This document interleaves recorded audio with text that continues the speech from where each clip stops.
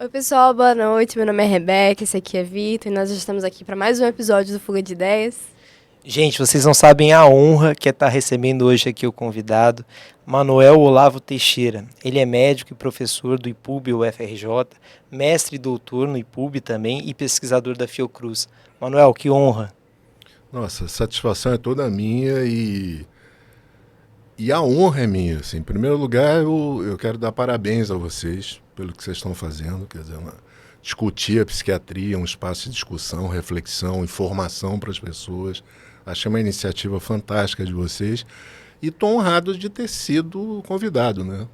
Aceitei com o maior prazer, vim correndo. Muito obrigada. Obrigado, o prazer é todo nosso. Bom, Manuel, eu vou falar uma coisa aqui. Eu acho que conhecer a história é uma coisa que nos guia para novos caminhos, né? Evitando a gente repetir muitos erros do passado. Afinal, quem não conhece a própria história, né, não sabe para onde vai. Por que história da psiquiatria? Por que esse tema de estudo? Conta um pouquinho do seu currículo, da sua trajetória pessoal. Por que até psiquiatria? E talvez até por que medicina? Uhum. A pergunta é biográfica, né? Vamos lá.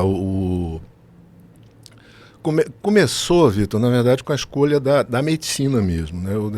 Eu me lembro, eu não sou do Rio, eu sou de Mato Grosso, Cuiabá, Mato Grosso. Eu vim para o Rio para estudar, acabei ficando, já estou aqui há mais de 40 anos, né? Porque eu tinha um plano na minha cabeça também de trabalhar com pesquisa e universidade. Aqui no Rio havia mais caminhos para isso. Hoje em dia não, mas na época era bem... Você tinha que ficar mais por aqui para fazer pós-graduação e tal.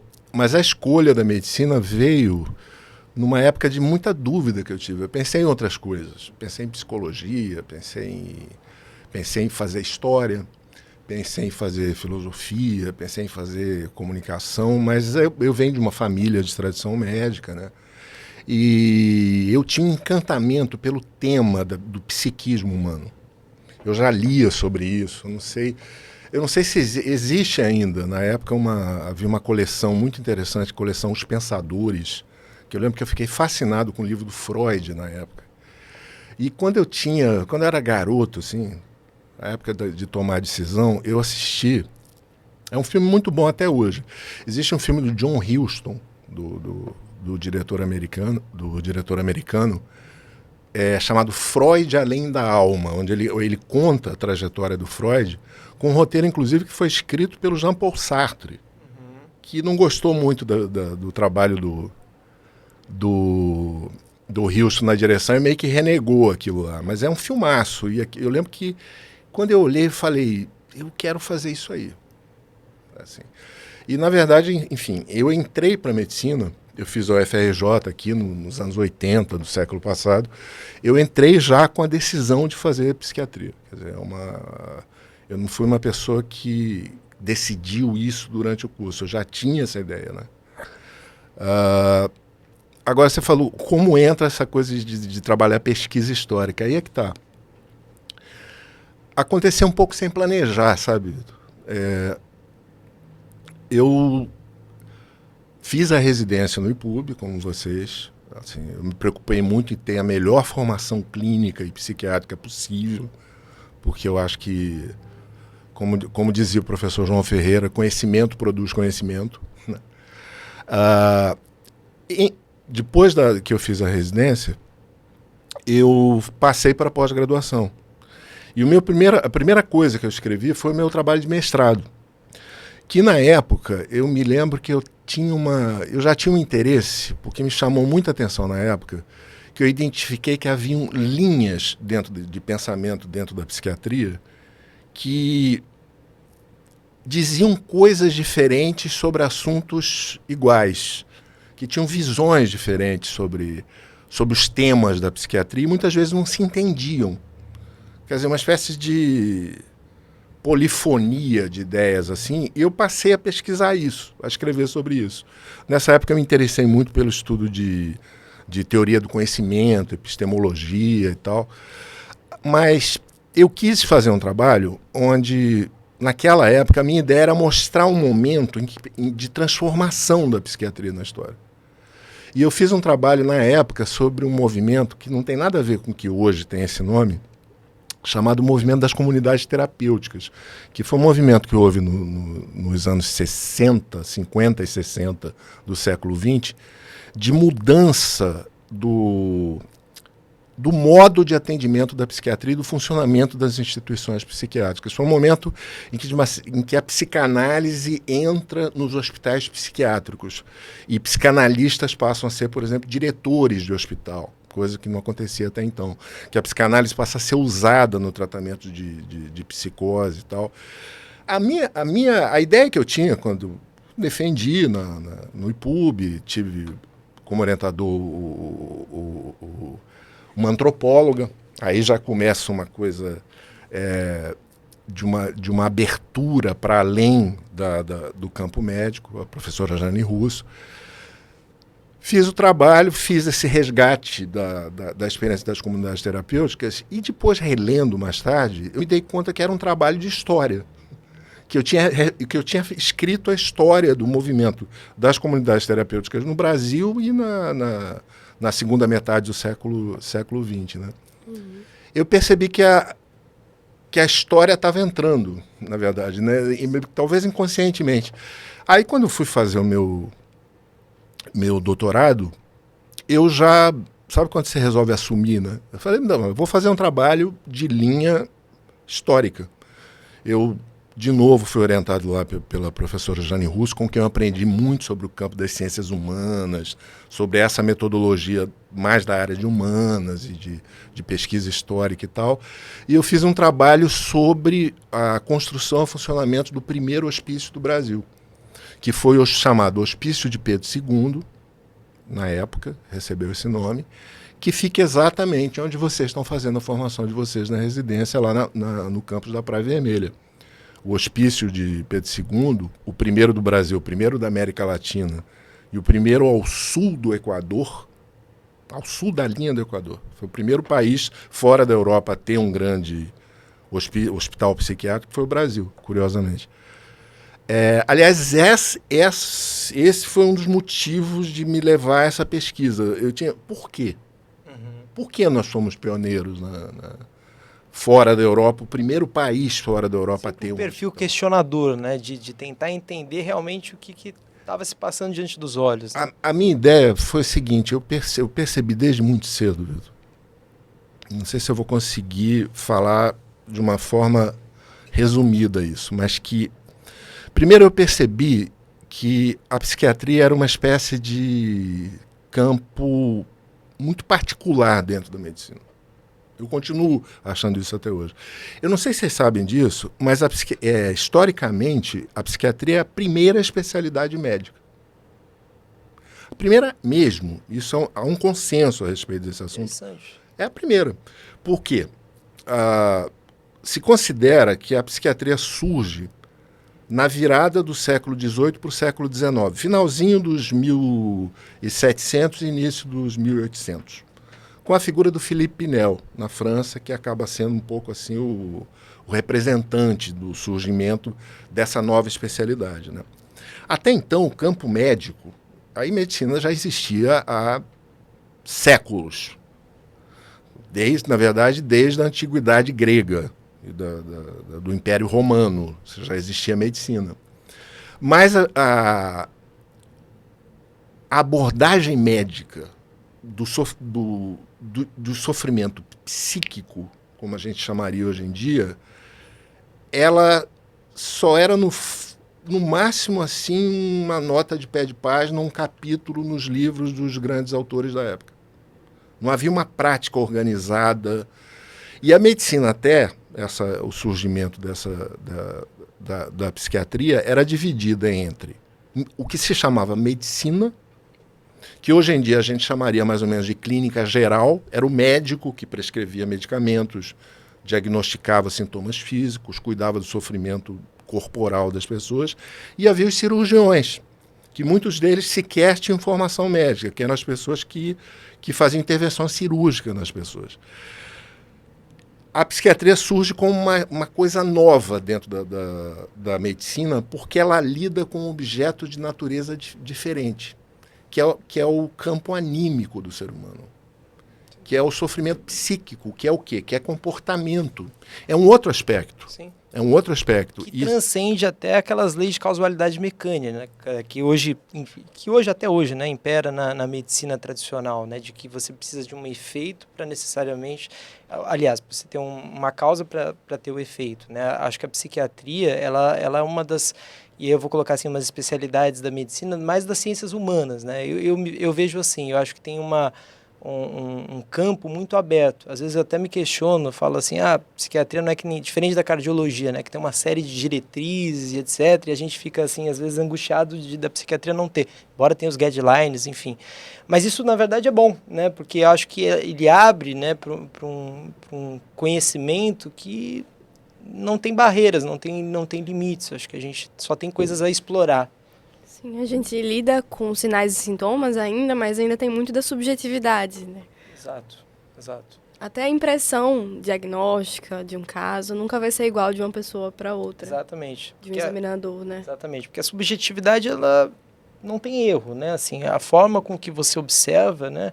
Eu acho que ela é individual. É claro que a gente tenta sempre traçar alguma conduta, né? E aí entra a questão até das ciências como uma narrativa, né? De tentar entender e compreender aquele indivíduo, mas a gente sabe que não é possível compreender o todo, né? Embora a gente tente, mas é muito difícil. E eu acho que a psiquiatria, ela dá, pelo menos para mim, esse ânimo de querer estudar várias coisas, de querer conhecer, sempre buscando ajudar o paciente e também ampliando, né, o conhecimento. Eu estou plenamente de acordo com vocês. Isso foi uma... Como eu falei, é um pouco assim, sempre foi uma espécie de motivo que me fez caminhar na busca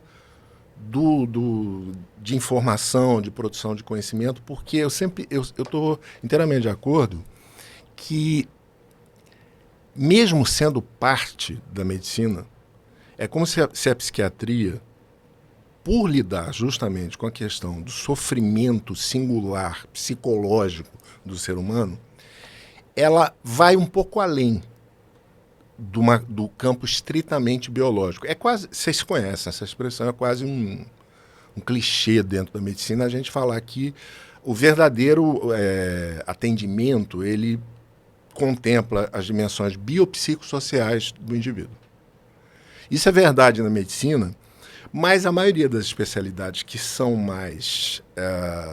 onde você lida com um campo mais mensurável, mais qualitativo, mais propriamente físico, somático, corporal, você consegue ter uma espécie de ancoragem biológica muito mais clara, muito mais padronizada. Embora isso, como vocês disseram bem, não exima o profissional do contato humano e do relacionamento humano com o seu paciente. Agora, quando a gente entra na psiquiatria, a gente está falando de sofrimento psíquico, a gente está falando de loucura, a gente está falando de uma discussão sobre o que é normalidade psicológica e o que não que não é considerado patologia mental. Portanto, esses aspectos, vamos dizer assim, sociais da questão, os aspectos culturais da questão, os aspectos subjetivos e psicológicos, eles se tornam muito mais relevantes. E fica muito difícil você trabalhar, você querer caminhar só com uma das pernas. Sempre a minha questão foi essa. Assim, eu levei algum tempo para chegar à conclusão, gente, de que, na verdade, não se trata de ficar discutindo se você tem que usar só recurso biológico para tratar o sofrimento mental, que você tem que usar só recurso psicológico, só a compreensão vamos dizer, antropológica e sociológica que vem das ciências humanas. Na verdade, você tem que usar isso tudo. Na verdade, você só pode entender o ser humano em sofrimento psíquico se ele está num contexto social. Exato. E acho interessante essa sua fala, professor, que até estou fazendo agora a leitura dirigida do Cal Jasper, né, do Psicopatologia Geral, e é exatamente o que ele fala, né? É debruçar sobre diferentes epistemologias, conhecer um pouco de tudo, para a gente tentar caminhar para um conhecimento do campo vivencial, vamos dizer assim, né, da vida psíquica daquele indivíduo. Não descartar nenhum tipo de conhecimento. Todo conhecimento ele pode ser abordado, enfim, e ser utilizado em prol do paciente, enfim, de você tentar realizar alguma conduta. Uma coisa que... A nossa baliza, eu acho, qual é a baliza? É a ética na condução do seu trabalho. Mas eu concordo com isso. Só que eu queria só dizer que eu me lembrei de uma passagem que aconteceu há muitos anos atrás. Eu tinha a idade de vocês. Eu era mais novo.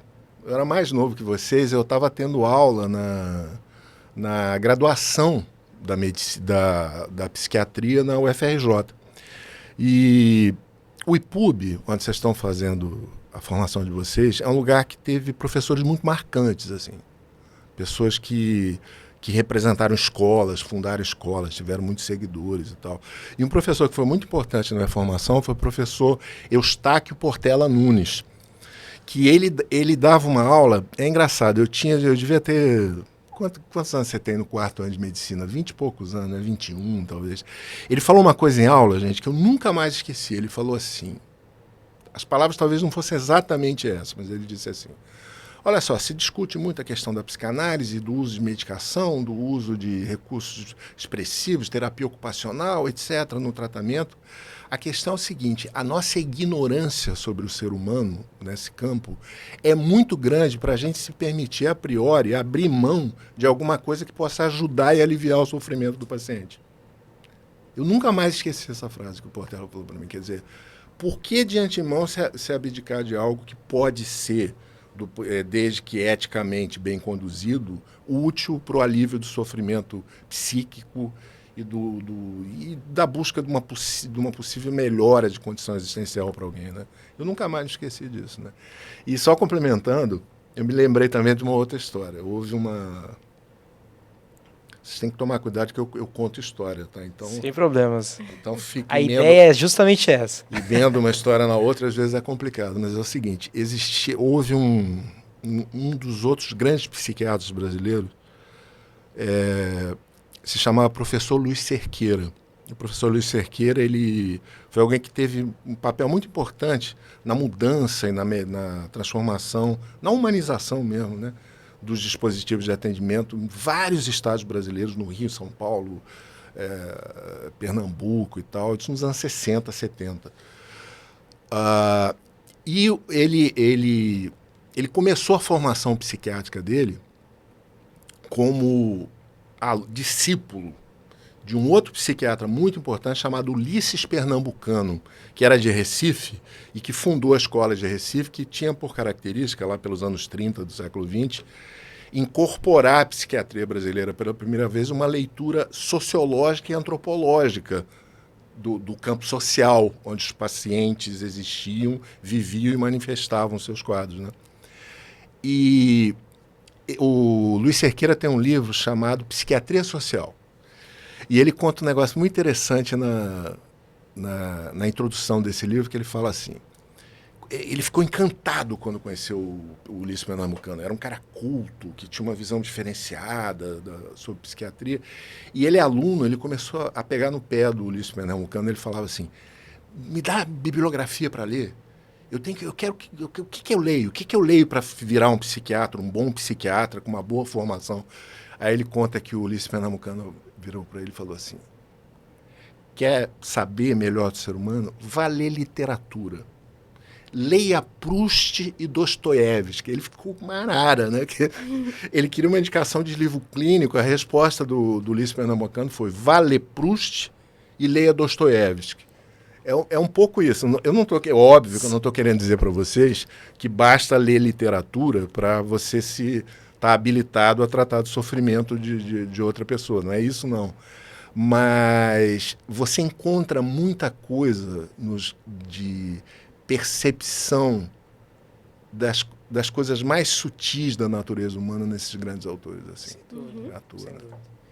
Já que a gente está falando um pouquinho de história, diretor, coloca uma imagem que eu acho que vai ser importante até para guiar um pouco a gente aqui no nosso assunto hoje. Professor, fala um pouquinho sobre essa imagem que está aí.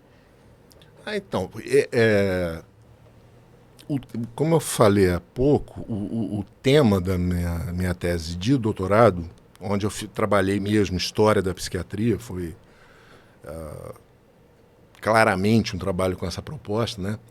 Foi sobre a construção do primeiro hospício brasileiro, esse hospício de Pedro II, que eu falei agora há pouco para vocês, que ficava ali na Praia Vermelha, numa extinta praia chamada, em frente a uma extinta praia que hoje em dia foi aterrada, chamada Praia da Saudade, que é onde hoje é o Yacht Club. Né?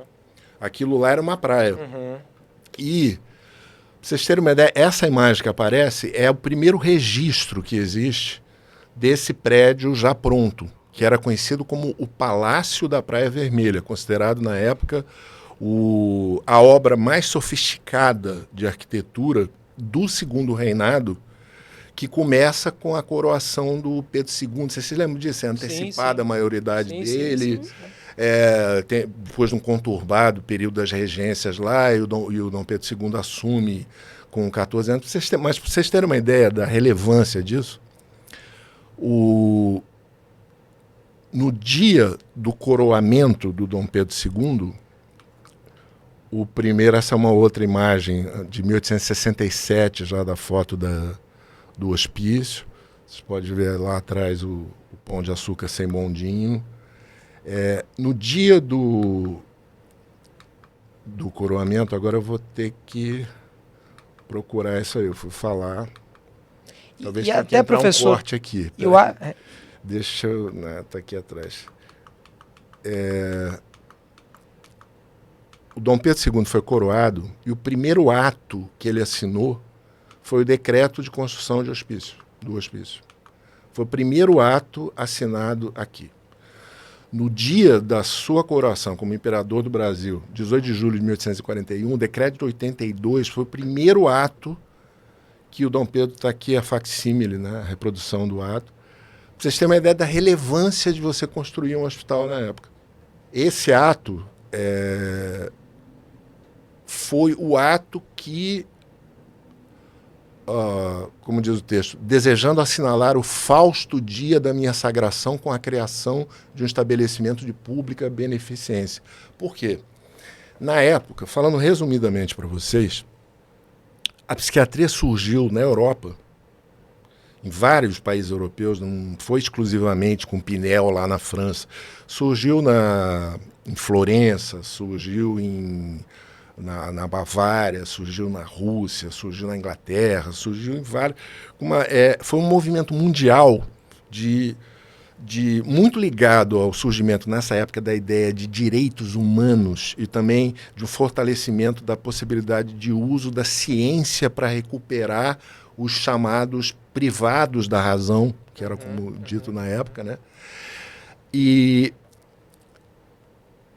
essa ideia, na época, de você ter um hospital exclusivamente montado para o tratamento de doentes mentais, a partir das teorias que são mais ou menos organizadas em torno da ideia pineliana de você fazer o que eles chamavam um tratamento moral em relação aos pacientes, era uma coisa extremamente avançada do ponto de vista social e de intervenção social, né?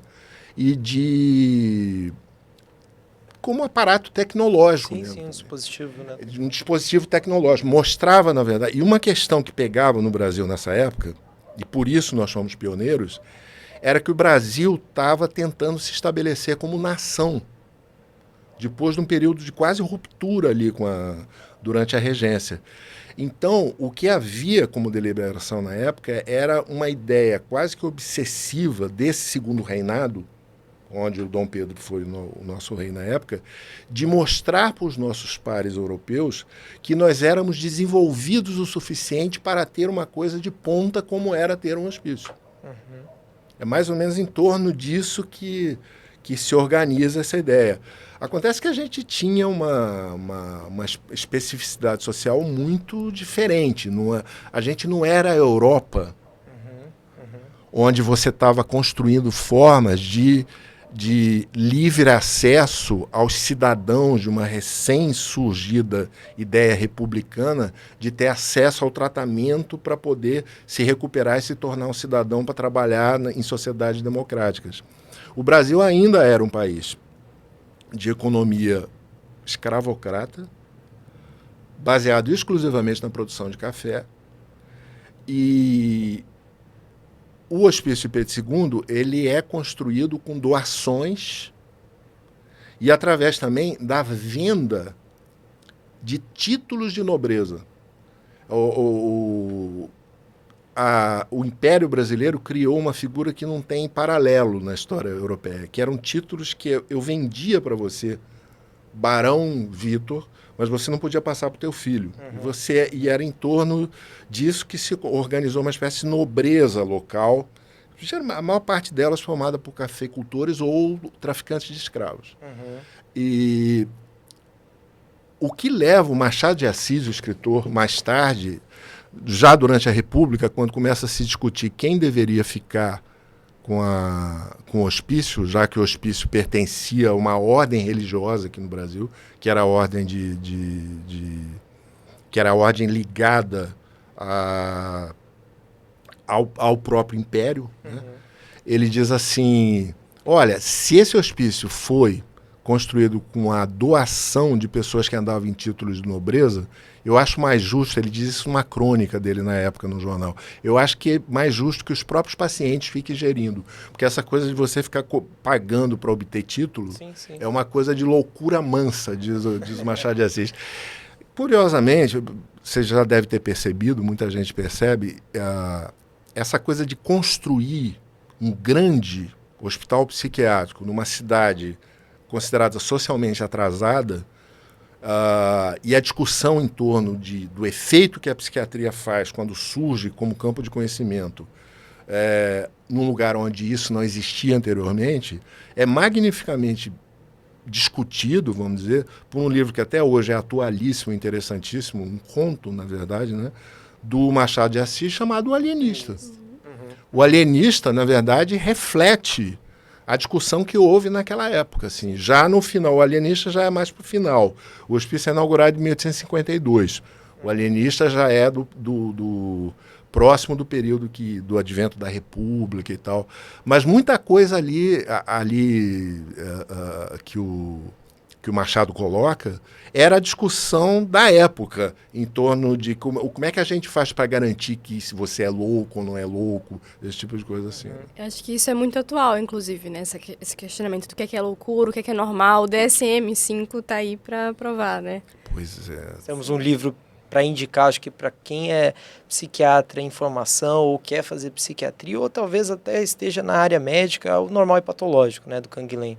Acho que ele vai trazer questões muito importantes dessa normatividade, né, que a gente é sempre uma dificuldade muito grande, né, da gente. E aí começam outras discussões, né, o que é doença, o que é transtorno, enfim, uma série de questões que hoje a gente não vai conseguir falar sobre tudo isso, né? Mas aí, voltando um pouco, e esse hospício? O que ele virou hoje? Hoje em dia, parte do prédio principal do antigo hospício é tombada, infelizmente só essa parte é tombada. Tem toda uma discussão em torno do campus da Praia Vermelha, que estão querendo, enfim, fazer construções lá e derrubar prédios históricos. É uma coisa séria, triste, que mostra um pouco da falta de cuidado que a gente tem com a nossa memória histórica, mas o prédio original do hospício, ele permanece lá. O lugar onde nós trabalhamos, vocês fazem a formação de vocês na residência, que atualmente é o Instituto de Psiquiatria do UFRJ, o IPUB, né? Ele era parte do hospício. O IPUB surge como um anexo ao hospício, porque num determinado momento, aliás, rapidamente, pouco tempo depois da inauguração, 2 a 4 anos depois, o hospício ficou superlotado. E um dos primeiros administradores, que eram também alienistas do hospício, ele resolveu criar o que se chamou na época de um pavilhão de observações, que era uma espécie de anexo que ficava atrás, onde as pessoas que eram trazidas para a internação ficavam em observação por um período de 15 dias para serem avaliadas se elas deveriam ou não ser internadas. Aqui tem um registro do pavilhão de observações no final do século XIX. Esse pavilhão de observações, com o tempo também, ele passa a servir para o Teixeira Brandão, que era o diretor na época do alienista. Falava-se alienista porque a psiquiatria surge com o nome de alienismo, né, gente? Porque tratava de alienação mental e, portanto, o especialista era o alienista, né? Mais tarde a gente se torna o psiquiatra. O Teixeira Brandão passa a usar também esse espaço para dar aula para os alunos de 6º ano da Faculdade de Medicina, aula de psiquiatria. Porque, estranhamente também, uma outra coisa que eu quis investigar no meu trabalho é que o hospício, embora tendo começado a funcionar em 1852, ele só vai ter só se funda uma cadeira de clínica psiquiátrica na Faculdade de Medicina em 1890, quase 40 anos depois. Houve um período inicial do Hospício Pedro II, onde o funcionamento dele foi religioso. Ele era essencialmente gerido por freiras, por irmãs de caridade da ordem de... E eu ouvi até dizer que elas não gostavam muito, né, dessa questão da medicina estarem nesse local, né? Não foi à toa, a história é longa, a gente não conseguiria esgotá-la aqui agora, mas a minha tese, e eu tenho uma felicidade muito grande de... Na época pouco se falava sobre esse assunto, sobre a nossa história, sabe, Vitor? A minha tese se chamou Deus e a Ciência na Terra do Sol, justamente para pegar parafraseando o filme do Glauber Rocha, Deus e o Diabo na Terra do Sol, mas para pegar justamente essa disputa de quase 40 ou 50 anos que houve entre religiosos e médicos, pela gestão e pela digamos assim, pela assunção ao poder do Hospício de Pedro II, que mais tarde passa a se chamar Hospício Nacional dos Alienados com o advento da República, que é onde foi internado o escritor Lima Barreto. Tem muitas histórias aí, né? Uma história curiosa, que aí eu não sei se é exatamente isso, mas parece que teve uma época que o Juliano Moreira, né, psiquiatra de renome, um baiano, negro, né, que foi estudar psiquiatria fora do país, era diretor, né, de um dos dois, e o Henrique Roxo era o diretor do outro. E eles vinham com vertentes diferentes, né? Parece que o Henrique Roxo trazia a psiquiatria francesa, e aí na época falava-se muito exatamente esse daí, o Juliano Moreira. Ele trazia poções até, inclusive uma coisa que eu descobri recentemente, eu sou conhecido até Noia do Sebo lá no IPUB, porque eu gosto de livros, muitos livros antigos. E uma das coisas que eu descobri que o Henrique Roxo foi um dos que formulou assim, a primeira coisa do biotônico Fontoura, né, que depois vai ser conhecido, enfim. E o Juliano Moreira trazia a psiquiatria alemã. E aí eles até chamavam a rua que divide hoje o IPUB, como se fosse um rio Reno, né, que divide a Alemanha da França. E aí tinha essa disputa intelectual, enfim. Exatamente. Já que você tocou nos personagens, vamos ver os personagens aqui da nossa história. Este é o Teixeira Brandão, que a rigor ele era de formação francesa e foi o primeiro alienista a ser diretor Antes os diretores eram clínicos, eram médicos, né? A assumir a direção. Vertente francesa.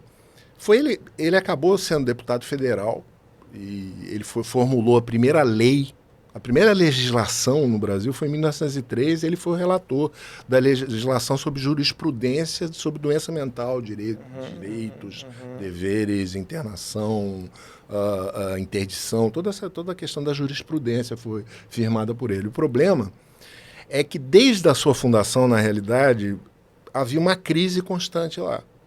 E essa crise se agrava muito nesse ponto que você contou, nos anos 20. Nos anos 10, 20, exatamente na época em que o Rodrigues Alves, que era o presidente, ele nomeia o Oswaldo Cruz para encetar a tal campanha de vacinação para livrar o Rio.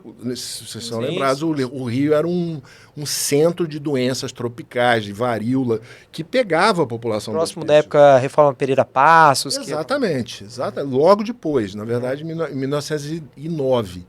E ele nomeia Oswaldo Cruz para dar um jeito, vamos chamar assim, na saúde pública, e ele ouve dizer que havia na Escola de Medicina da Bahia um rapaz muito promissor. Aliás, quem diz isso para ele é o Afrânio Peixoto, que era uma espécie de dandy que gostava de frequentar o centro do Rio e tomar cafés na Casa Cavé e conversar com os intelectuais.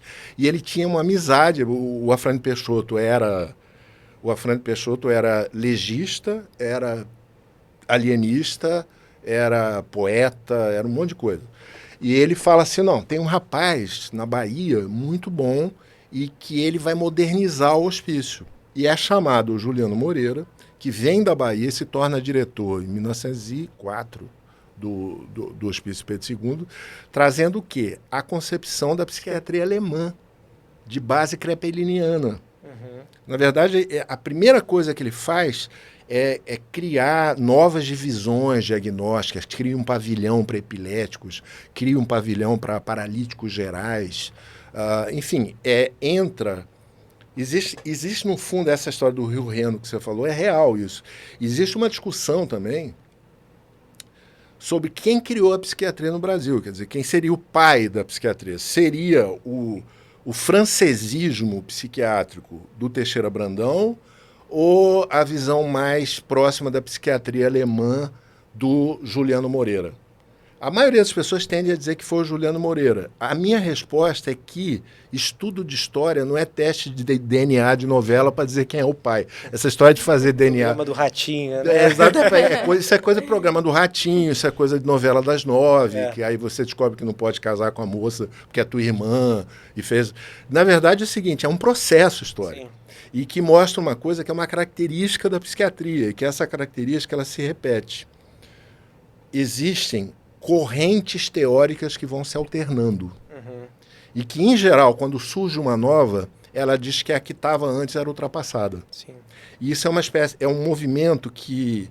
Aí é que tá, você pode ter, em relação a esse fato, envolvendo ciência, envolvendo medicina, uma visão que diz assim, bom, existe uma espécie de evolução linear e quanto mais o tempo passa, mais você vai chegando próximo da verdade. Eu, sinceramente, eu acho essa visão um tanto ingênua. Na verdade, o que eu acho é que vão mudando paradigmas de científicos e vai mudando as próprias condições de produção tecnológica e a demanda do imaginário social. Então surgem novas visões sobre coisas que são redescritas de maneira diferente. Sim, sim. Então eu acho que, na realidade, se é para dar uma resposta a lá Ratinho, todos são pais. Todos são pais porque a construção desse campo de conhecimento nosso, ele é um processo, né? Um processo histórico onde todo mundo, de certa forma, participa. E eu acho que foi a Rebeca que comentou uma coisa importante, que eu acho que existe historicamente, não sei se vocês vão concordar comigo, mas eu acho que a psiquiatria tem um certo incômodo em relação ao restante da medicina. Porque, como vocês falaram muito bem no início, a psiquiatria lida muito mais com a subjetividade do que as outras áreas médicas. E muitas vezes a acusação que é feita à psiquiatria é que a gente não tem referencial. Quer dizer, é uma coisa assim que depende do julgamento subjetivo. Então, na verdade, eu acho que sempre existe um certo incômodo dentro da psiquiatria de procurar ser tão objetiva como muitas vezes a medicina clínica física somática consegue ser. Por exemplo, até hoje a gente se ressente da ausência de exames complementares que fechem diagnósticos, por exemplo, diagnósticos de imagem. A gente tem indicativos, mas como você tem na clínica médica, a gente não tem. Por que eu estou falando isso para vocês? Porque eu acho que de uns anos para cá a gente tem tido um problema em relação a isso.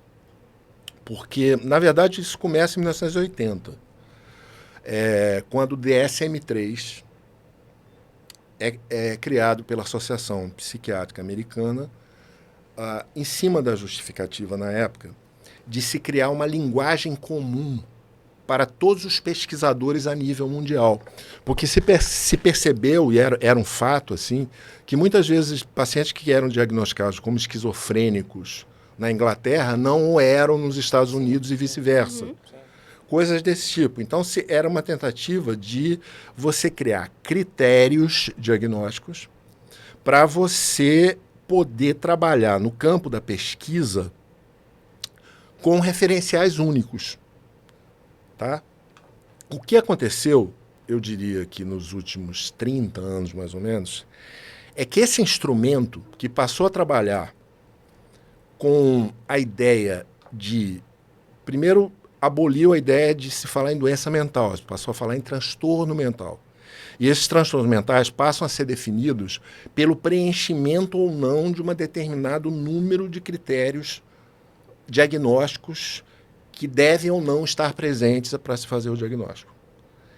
Então, eu tenho a impressão que nos últimos anos isso passou a dar uma espécie de sensação de objetividade que, de uma certa maneira, passou a atropelar determinados procedimentos e passou a retirar o campo da subjetividade, da relação intersubjetiva, do psiquismo mais profundo das pessoas, da relação médico-paciente na psiquiatria. Muitas vezes, porque essa ideia da utilização de critérios, que é super justa, super valiosa, mas ela passou a entrar também no campo da prática clínica e da formação clínica. E aí você fica com um problema, que é o seguinte... Primeiro, o diagnóstico é essencialmente baseado na presença ou não de determinadas categorias. E segundo, a ideia que passou a ficar cada vez mais consubstanciada de que cada um desses transtornos é uma espécie de entidade neurobiológica em si. E que cabe sempre ao psiquiatra, para tratar bem o paciente, usar um recurso medicamentoso para inibir a manifestação do sintoma que caracteriza esse transtorno. Isso parece lógico, mas nem sempre é. Porque muitas vezes determinadas coisas não são sintomas. Determinados sofrimentos, eles são esperados diante de uma situação de sofrimento humano. O mal-estar, ele pode ser produtivo. Se eu não tivesse ansioso antes de vir aqui para conversar com vocês, eu não teria pensado em metade do que eu pensei em falar. Sim, sim. A grande questão que não sei o que vocês pensam sobre isso, é que eu tenho percebido, e é curioso que eu tenho percebido, para minha alegria, na geração mais nova de psiquiatras, do qual vocês fazem parte, um certo incômodo com essa questão. Assim. É porque eu acho que está havendo uma confusão entre o que é fazer um bom trabalho psiquiátrico e aliviar o sofrimento das pessoas e levar a pessoa a crescer na vida dentro do campo das suas possibilidades. Está sendo confundido com medicalizar sintomas. Ou melhor, medicalizar até comportamentos, né? Porque às vezes um sintoma, um comportamento, ele pode estar junto de uma miscelânea de coisas que você, aí vou usar o termo entidade nosológica, explicaria melhor. E o que a gente vê às vezes na prática é medicar cada coisa. Então um remédio para dormir, um remédio para ficar acordado, um remédio para o humor, um remédio... Quando na verdade talvez uma coisa só explique esse sofrimento. E como também a gente vê muito, assim, né? Eu acho que a psiquiatria tem que sempre tomar cuidado para não entrar justamente nessa medicalização muito grande das coisas. E também temos outras ferramentas que não é o remédio, né? Que não é o medicamento, que não é a substância, que é a psicoterapia, por exemplo, uma ferramenta extremamente importante e que muitas vezes fica sob segundo plano, né? Fica como se for... E alguns pacientes já chegam com uma certa resistência, enfim, que tem que ser uma coisa que também tem que ser falada também. Eu acho que aqui a gente falou muito do biopsico e tem o social também, que muitas vezes a gente acaba esquecendo. Então, por exemplo, uma pessoa que tem queixa de insônia, de irritabilidade, mas às vezes ela não tem o que comer, não tem onde dormir. não tem acesso Perfeito. digno à saúde. Isso tudo impacta muito. Então, não tem como a gente pensar que o antidepressivo vai resolver uma questão que é muito maior do que isso. Sim, sim. Inclusive, até sobre o que a gente estava falando do hospício, que o senhor falou que era superlotado, e era superlotado de minorias, inclusive. Pessoas pretas, pobres, mulheres grávidas, que não eram casadas na época. Sim. E iam contra a moral da época, né? Até essa questão de hospital geral, né, tem uma explicação, né, de como se fosse quase um grande depósito, né, que isso depois a psiquiatria tem essa história, né, dos manicômios, que se tornou um manicômio, né, e hoje a gente tem a luta antimanicomial, uma série de movimentos que para que a gente hoje, e a gente está falando isso, justamente conhecer a própria história, né, de fazer crítica sobre o passado que tem a psiquiatria também. E eu acho que essa coisa do hospital geral, né, surgiu com esse movimento de quase um abrigo, não é isso, professor? Sim, vamos lá, esse é um tema amplo também. Perfeitamente de acordo com vocês. O que aconteceu foi o seguinte, essa ideia inicial que eu falei de construção do hospital psiquiátrico como um lugar para recuperar as pessoas para a sociedade, essa foi a ideia inicial, né? Mas ao longo dos anos houve eu diria que principalmente no final do século XIX e até mais ou menos meados do século XX, tá? Houve um certo consenso de que tratamento psiquiátrico era recolher pessoas que eram identificadas como sendo anormais ou diferentes, muitas vezes sim, porque tinham padrões de comportamento que não eram aceitáveis para o meio social que eles viviam, e serem recolhidas, muitas vezes, para sempre dentro desses hospitais. É aquela coisa, né, Rebeca? É aquela coisa, né, Vitor? A vantagem de ser mais velho, se é que tem alguma, é poder ter visto algumas coisas que vocês não viram, né? Eu cheguei a pegar isso. O Rio de Janeiro, ele era o lugar do Brasil que mais tinha grandes manicômios. O que aconteceu ao longo dos anos é que esses lugares se tornaram, na verdade, grandes depósitos humanos, onde as pessoas entravam muitas vezes na adolescência ou mesmo crianças e passavam a vida toda, viravam moradores. Por exemplo, meu primeiro contato com a psiquiatria eu era estagiário do terceiro ano, foi num lugar aqui do Rio chamado Colônia Juliano Moreira, que tinha na época 5.000 pacientes internados. Você imagina o que é isso? É engraçado que até hoje eu me lembro da primeiro contato com o hospital. Você imagina uma coisa meio férica, assustadora, mas não, era um lugar extremamente triste. Era um lugar onde quase todas as pessoas andavam nuas e circulando de um canto para o outro o dia todo, assim, meio emagrecidas. Era um lugar de uma tristeza muito grande, na verdade, né?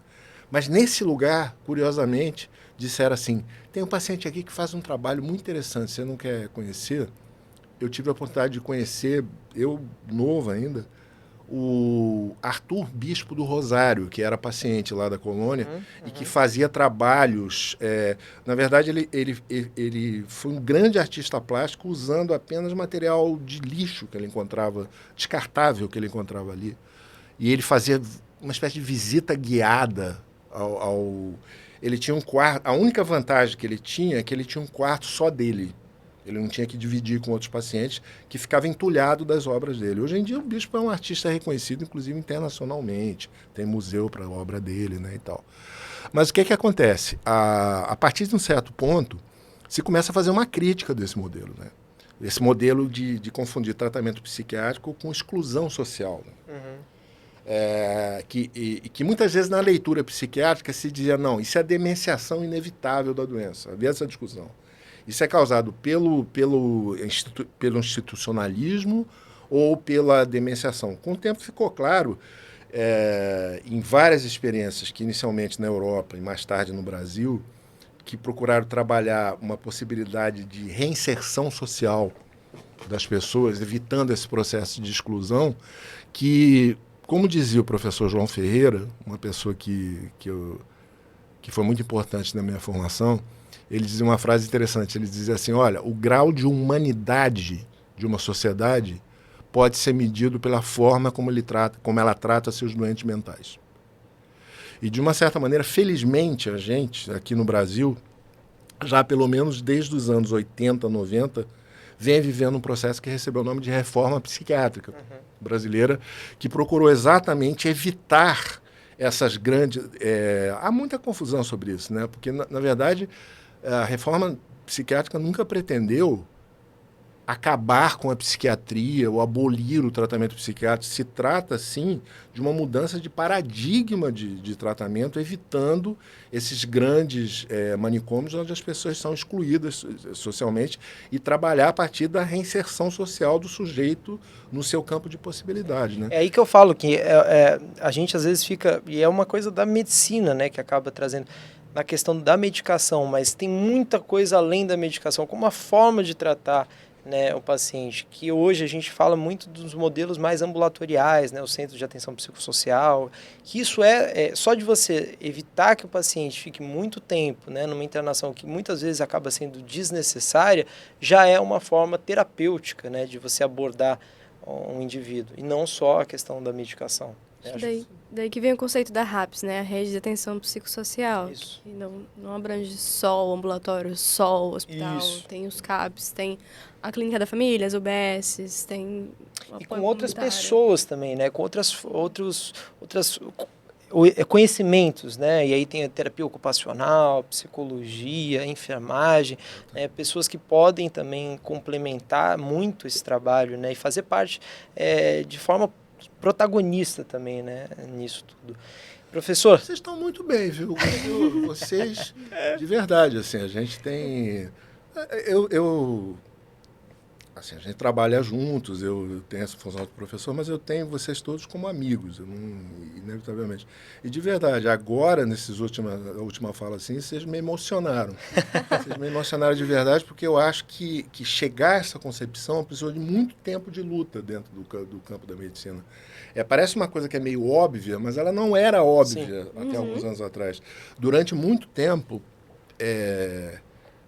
o que parecia óbvio era: se alguém manifesta alguma forma de diferença social, essa pessoa tem que ser isolada, institucionalizada. Rompe as expectativas da cultura, né? Exatamente, exatamente. E pega muito esse aspecto social que a Rebeca apontou, exatamente. O que acontece hoje é justamente essa ideia de rede, onde você tem diferentes possibilidades para diferentes indivíduos, que vai desde abordagens ambulatoriais, individualizadas, internação de curta permanência quando necessária, internação em hospital geral, o hospital geral entrando também na parte dessa rede. Tudo isso, e tudo isso é de uma riqueza muito grande que, digamos assim, oferece mais possibilidades aos pacientes. Sim.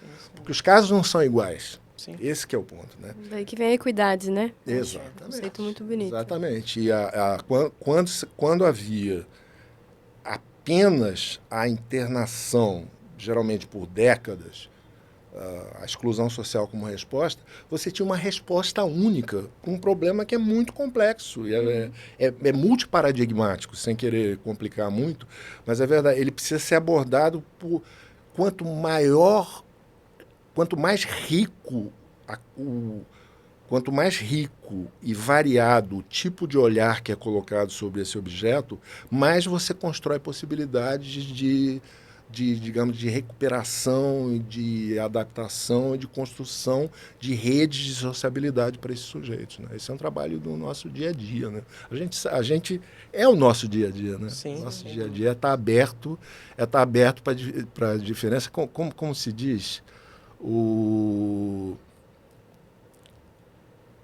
Certa vez eu li no livro o seguinte, que a grande dificuldade da psiquiatria foi chegar até um certo ponto de ter um certo nível de humildade para entender que um bom trabalho clínico ele é feito quando você tenta trabalhar junto com o paciente para que ele seja aquilo que é possível ele ser e não o que você deseja que ele seja. Sem dúvida. Quer dizer, se existem limitações, trabalhemos dentro da possibilidade de recuperação de limitações.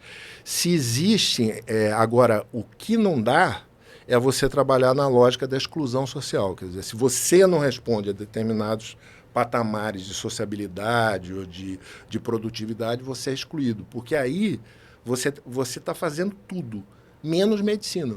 Porque medicina justamente é essa possibilidade de que as pessoas, dentro mesmo de o que pretensamente pode ser pensado como limitação, construam uma possibilidade única de manifestação. Com suas vantagens e com suas desvantagens. Sim. Mas que sejamos aquilo, iguais na nossa diferença. Quer dizer, não significa que todo mundo tem que ser igual, todo mundo tem que ter o mesmo rendimento. E a gente vive um momento muito complicado com isso. Tirar essa régua do social, né, de querer que todo mundo seja um certo padrão, né, vamos dizer assim. Exatamente. Mas que, de certa forma, o pessoal, né, claro, com todas as questões éticas, assim, do desejo, seja liberto, né, que cada um tem a sua forma de construir a própria narrativa, né, a própria vida, enfim, e dar liberdade a isso, né, dentro das condições de possibilidade da pessoa. Acho que é mais ou menos... Professor, dá para ficar falando aqui por muito tempo, mas a gente já vai caminhando para o nosso final. E aí eu queria saber agora, que parece que o senhor tem um novo projeto que já vem de algum tempo, né? Já escreveu alguns livros, mas agora tem um novo livro e falou também do anterior. Como que é isso? Ah, tá. Eu tenho uma produção na área de psiquiatria e saúde mental, né? Mas, quer dizer, eu sempre escrevi. Eu tinha uma produção de literatura que, de alguns anos para cá, eu resolvi levar a sério, sabe? Levar a sério no sentido de pensar em publicar alguma coisa e tal. Então, já no momento, a gente fez um trabalho bonito, assim, há 2 anos atrás. Então, nos reunimos, 4 psiquiatras que gostavam de escrever. É uma ideia interessante.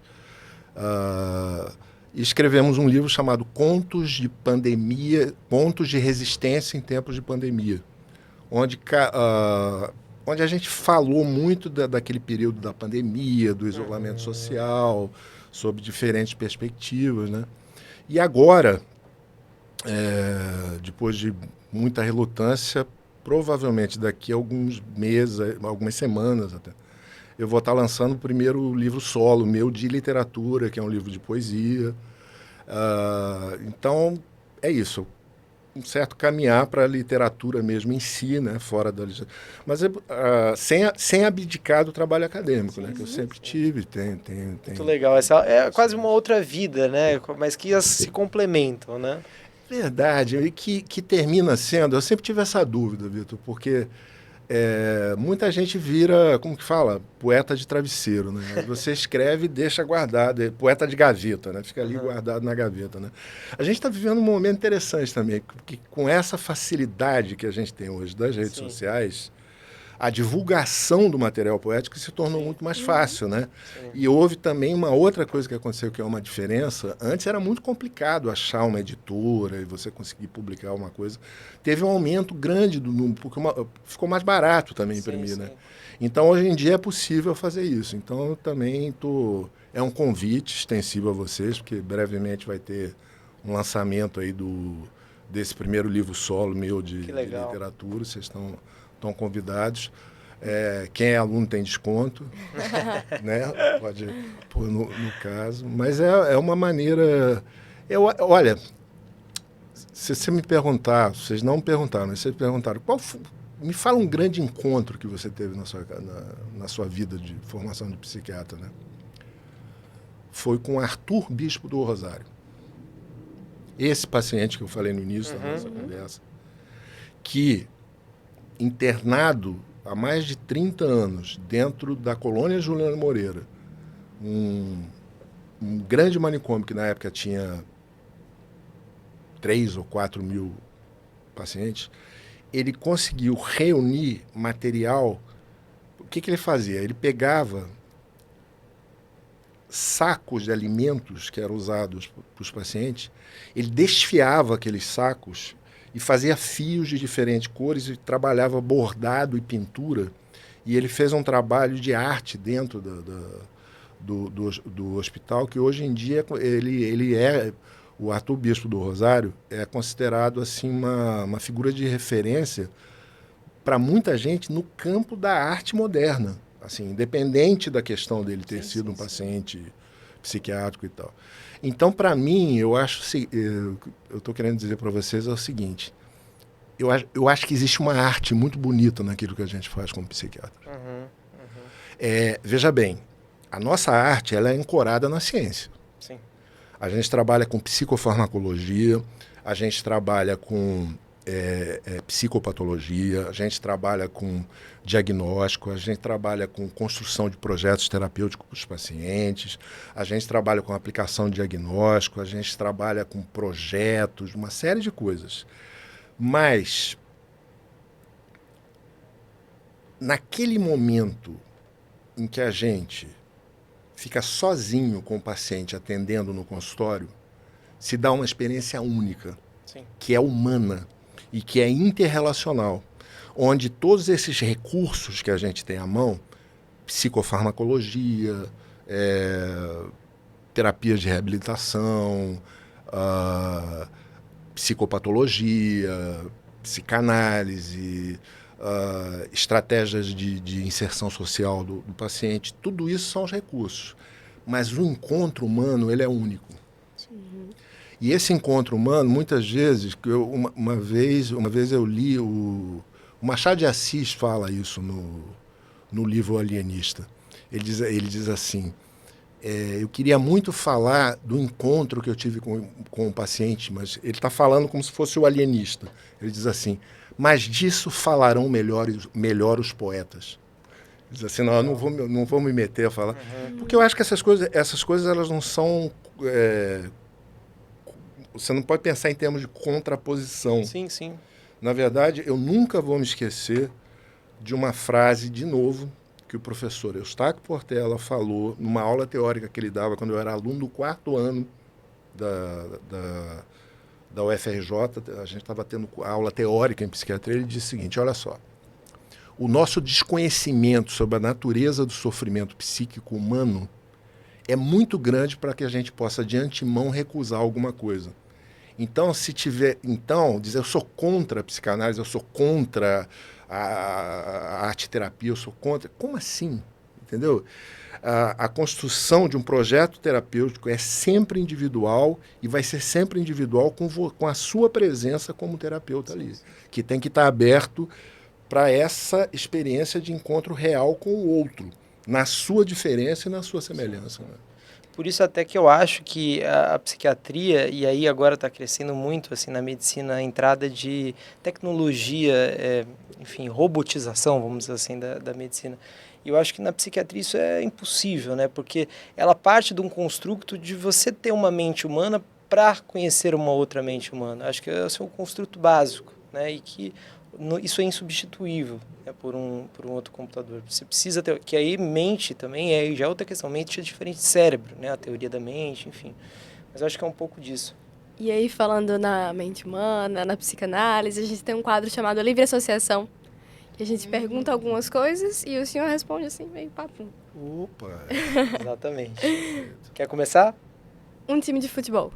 Botafogo de futebol e regatas. Isso aqui vai ser visto depois, a gente vai saber se o Botafogo foi campeão lá na frente. Provavelmente. Quem está assistindo agora... Mas você sabe que eu sou botafoguense. A última coisa que você vai ouvir de um botafoguense legítimo é ele dizer que ele vai ser campeão. Isso não combina com a personalidade de um botafoguense. Não. Um filme. Um filme? Deus e o Diabo na Terra do Sol, de Glauber Rocha. Uma pessoa inspiradora. Puxa, que pergunta, hein? Eu acho que eu fico com Sigmund Freud. Boa. Um país. Um país? França. Uma música. Uma música? Qualquer uma do Chico Buarque. Ótimo. Professor, acho que foi maravilhosa a entrevista. Dava para ficar aqui mais 40 horas conversando, como já foi em plantão, né, que a gente já fez. E, gente, é uma grande honra, assim, estar recebendo o professor Manuel Olavo. Ele consegue falar de diversos assuntos, assim, e de uma forma que assim, você vê que os slides guiam, né, mas de uma forma de construir a narrativa muito autoral, né, da forma dele, falando de psiquiatria, de história. Eu me identifiquei muito, eu sempre eu gostava muito de história, foi a minha matéria preferida junto com literatura. E aí eu encontrei na medicina um campo muito amplo do conhecimento, né? Eu acho que você tem a medicina, tudo que você quiser, você consegue de alguma forma estudar e etc. E eu vi nisso, uma coisa muito boa. E aí eu caminhei para a psiquiatria, não tinha outro jeito. Gostava muito de direito, penso também na psiquiatria forense, enfim, estamos aí sempre buscando mais conhecimento. Obrigada de verdade, professor. Foi uma honra receber o senhor aqui. Eu que agradeço, foi um enorme prazer, assim, fico muito feliz. Vocês são os queridos, vocês sabem disso, e espero que tenha rendido bem, de verdade, assim. É que o problema é que ficou um gostinho de quero mais, né? Mas a gente continua conversando. Exatamente. Com certeza. Continua esse papo. Exato, continua esse papo depois. Gente, a gente vai ficar por aqui hoje e até o próximo Fuga de Ideias Cash.